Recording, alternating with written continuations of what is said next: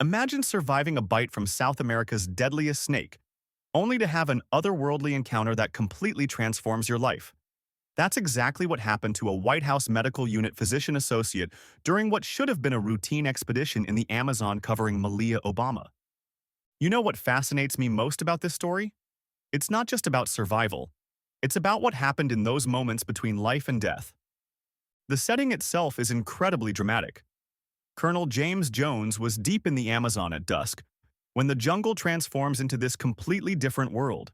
Humid air, insects humming, mud-slicked ground from earlier rain. And even with all his medical training and following every safety protocol, nature had other plans that day. The fer-de-lance strike happened so fast, one moment he's carefully stepping over a log, the next he's fighting for his life. These snakes are responsible for more human deaths in South America than any other species. The venom is particularly nasty, isn't it? It doesn't just cause pain, it actually destroys tissue and prevents blood from clotting. His medical background actually made it more terrifying because he knew exactly what was happening to his body, the tissue destruction, the way his heart was starting to flutter erratically. That must have been absolutely horrifying, being both the medical professional and the patient, watching your own system break down. But here's where the story takes an unexpected turn. As James started losing consciousness, he had what he describes as an out-of-body experience. He found himself floating above the scene, watching his own body lying there surrounded by his frantic teammates. And that's when he encountered his grandmother, right? Even though she had passed away years before? Exactly. He could see her, felt her presence, and heard her voice with absolute clarity. She told him it wasn't his time, reminded him about faith, family, and mission. This happened while his heart was literally failing from the venom's effects. Well, that makes the timing even more remarkable.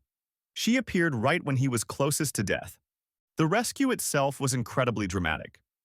Secret Service had to walk in front of the car due to heavy fog to evacuate him to a hospital in Cusco during limited visibility, which is extremely dangerous. Medical records show he actually lost pulses twice during the ordeal and had to be resuscitated. You know what's fascinating? The way this experience challenged his scientific training. Here's someone with extensive medical knowledge having an encounter that science can't fully explain. And that's what makes his testimony so powerful. He didn't just survive, he emerged with more than physical scars. He came back with a renewed sense of purpose and a completely transformed outlook on life. His grandmother's final words became his guiding mantra: faith, family, mission. His book, Venom and Valor, A White House Physician, Assistant's Battle for Survival in the Amazon, is a gripping and deeply moving account, already nominated for several prestigious awards. His story resonates on every level, especially knowing that he was later honored with the U.S. Secret Service Life-Saving Award for his heroic actions during the mission. In a remarkable twist of fate, the very individuals he saved ultimately played a role in saving him. So what do you think this tells us about consciousness, faith, life's purpose, and what happens when we're near death? Well, the medical community is still divided on near-death experiences.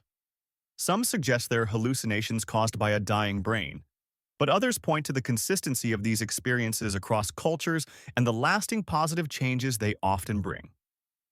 What's truly remarkable is how he integrated this life-altering experience, not as a source of trauma, but as a wellspring of strength and purpose.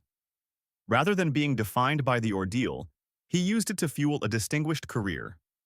He went on to lead the Inner Service Physician Assistant Program, teach cardiology, direct medical capabilities development, command at the brigade level, and now serves as the director of one of the most elite medical units in Washington, D.C.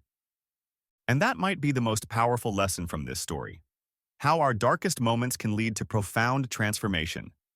James didn't just survive a deadly snakebite. He came back with a deeper understanding of life, death, and the connections that transcend both. It really makes you think about what might be waiting on the other side, doesn't it? His top-selling book is a must-read.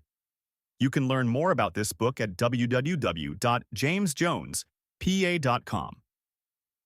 And then there's the power of the bonds we share with our loved ones, bonds that may transcend dimensions we don't fully understand.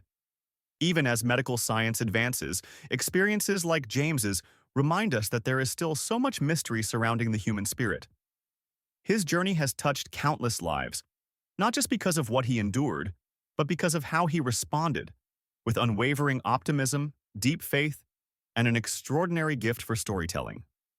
In May 2025, he was honored as the American Academy of Physician Associates PA of the Year in Denver, a well-deserved recognition.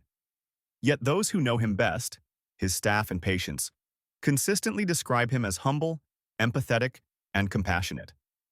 He continues to live by the values that carried him through his darkest moments: faith, family, and mission. Driven by a passion to help others, James founded the nonprofit organization Venom and Valor, dedicated to inspiring resilience and empowering individuals to overcome life's greatest challenges. Through this platform, he plans to publish a series of leadership and medical books, peer-reviewed articles, reflective journals, and educational videos.